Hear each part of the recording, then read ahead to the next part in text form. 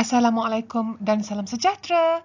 Cikgu Suhaila di sini. Jadi sekarang kita akan teruskan pembelajaran kita dengan tajuk seterusnya iaitu fotosintesis. Apakah maksud fotosintesis? Fotosintesis adalah proses di mana tumbuhan menghasilkan makanannya sendiri menggunakan cahaya matahari, karbon dioksida, air dan klorofil. Sekarang, mari kita lihat apakah yang diperlukan oleh tumbuhan untuk melakukan proses fotosintesis. Yang pertama, tumbuhan memerlukan cahaya matahari yang akan diserap oleh klorofil yang terdapat di dalam daun. Kemudian, tumbuhan juga akan menyerap gas karbon dioksida dan akar tumbuhan akan menyerap air daripada dalam tanah.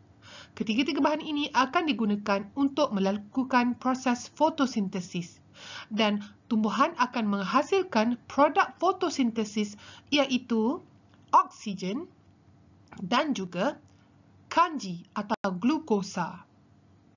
Apa itu klorofil? Klorofil adalah pigmen yang terdapat pada tumbuhan. Ia berwarna hijau yang memberi warna hijau kepada tumbuhan.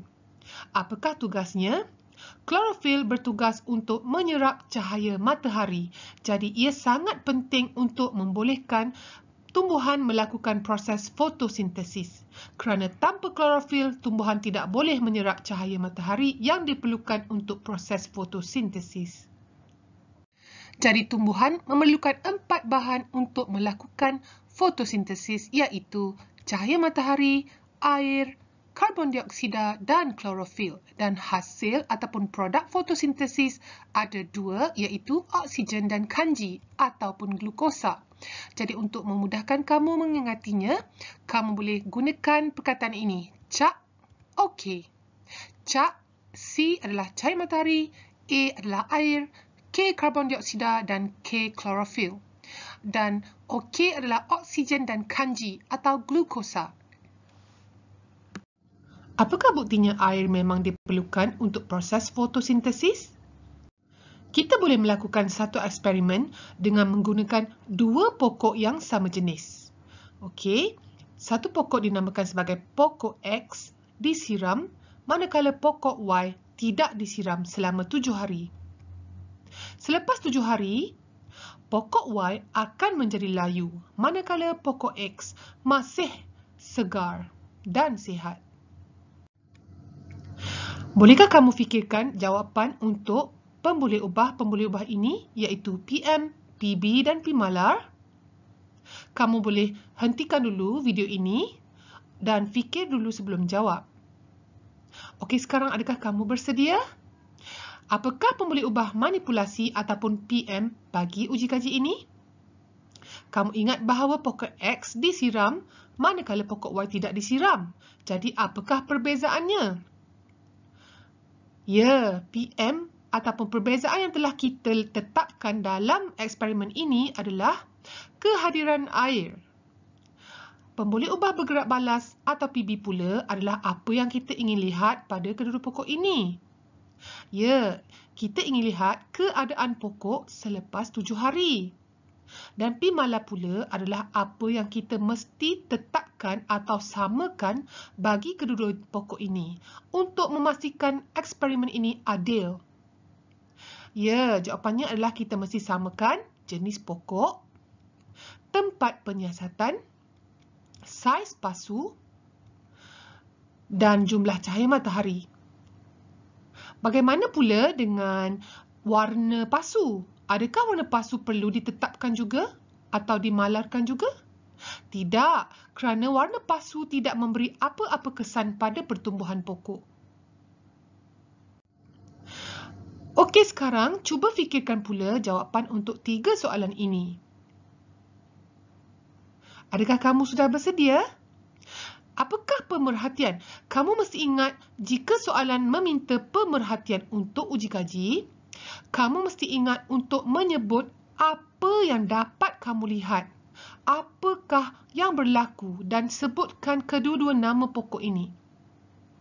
Jadi jawapannya mudah sahaja iaitu selepas 1 minggu pokok X masih segar manakala pokok Y telah layu.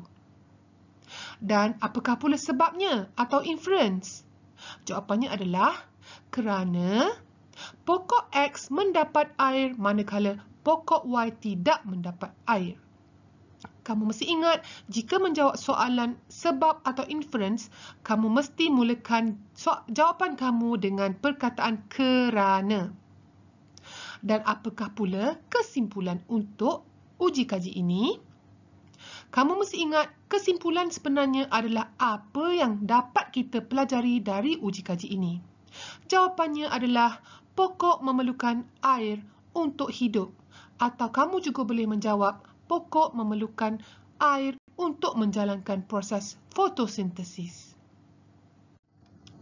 Sekarang, kita buktikan pula karbon dioksida juga diperlukan untuk proses fotosintesis. Mari kita lihat uji kaji ini. Kita ada dua pokok yang sama jenis juga, iaitu pokok P yang diletakkan di luar, manakala pokok Q diletakkan di dalam balang kaca yang jernih. Balang kaca jernih bermakna pokok ini mendapat cahaya matahari, tetapi ia tidak akan mendapat gas tambahan daripada luar. Di dalam balang kaca jernih ini juga kita akan masukkan larutan kalium hidroksida. Apakah fungsi larutan kalium hidroksida? Larutan kalium hidroksida berfungsi untuk menyerap karbon dioksida yang terdapat di dalam balang kaca jernih ini. Ini bermakna pokok P akan mendapat karbon dioksida yang secukupnya, manakala pokok Q tidak akan mendapat karbon dioksida sepanjang eksperimen ini. Sekarang, mari kita cuba jawab ketiga-tiga soalan ini. Adakah kamu telah bersedia? Baiklah, pembuli ubah dimanipulasi atau PM untuk uji kaji ini adalah kehadiran karbon dioksida. Ini kerana pokok P mendapat karbon dioksida kerana ia diletakkan di luar, manakala pokok Q tidak mendapat karbon dioksida. Pembuli ubah bergerak balas pula adalah keadaan pokok selepas 7 hari. Manakala P malar pula adalah jenis pokok, jumlah air yang disiram, saiz pasu dan tempat penyiasatan. Ingat ya, untuk P malar kamu boleh memilih salah satu jawapan ini. Tidak perlu menyatakan kesemuanya. Mari kita lihat jawapan untuk pemerhatian. Kamu mesti ingat untuk menyatakan apakah yang kamu dapat lihat yang berlaku pada kedua pokok P dan Q selepas eksperimen ini dijalankan. Kamu mesti bandingkan kedua-duanya dan menyebut nama kedua pokok ini. Jadi jawapannya adalah, selepas 1 minggu, pokok P masih segar manakala pokok Q telah layu. Apakah sebab atau inference-nya? Ini kerana pokok P mendapat karbon dioksida manakala pokok Q tidak. Jadi kesimpulan untuk uji kaji ini, iaitu apa yang kita boleh pelajari dari uji kaji ini adalah pokok memerlukan karbon dioksida untuk hidup ataupun untuk melakukan proses fotosintesis. Mari kita lihat pula eksperimen yang seterusnya yang membuktikan bahawa cahaya matahari diperlukan untuk fotosintesis. Kita dapat lihat terdapat dua pokok, iaitu pokok A yang diletakkan di luar dan pokok B yang diletakkan di dalam kotak hitam. Kotak hitam bermakna pokok B tidak akan mendapat sebarang cahaya matahari semasa eksperimen ini dijalankan. Jadi, jawapan untuk pembuli ubah dimanipulasi adalah kehadiran cahaya matahari. Dan untuk pembuli ubah bergerak balas pula, kita tidak nampak apa perubahan ataupun hasil yang berlaku kepada kedua pokok kerana tidak ditunjukkan di dalam gambar rajah. Tetapi ianya ditunjukkan di dalam jadual. Jadi jawapannya adalah keadaan pokok selepas 7 hari. Dan Pimala adalah jenis pokok, tempat penyiasatan, jumlah air yang disiram dan saiz pasu. Dan untuk pemerhatian pula, kita tidak nampak apakah yang berlaku terhadap pokok A dan pokok B selepas 7 hari di dalam gambar. Tidak ditunjukkan di dalam gambar, tetapi ianya dinyatakan di dalam jadual di bawah. Jadi, jadual ini menunjukkan bahawa pokok P daunnya hijau, manakala pokok Q daunnya menjadi kuning. Jadi, untuk pemerhatian, kamu hanya nyatakan apa berlaku pada kedua-dua pokok, iaitu selepas 7 hari, daun pokok A hijau, manakala daun pokok B menjadi kuning.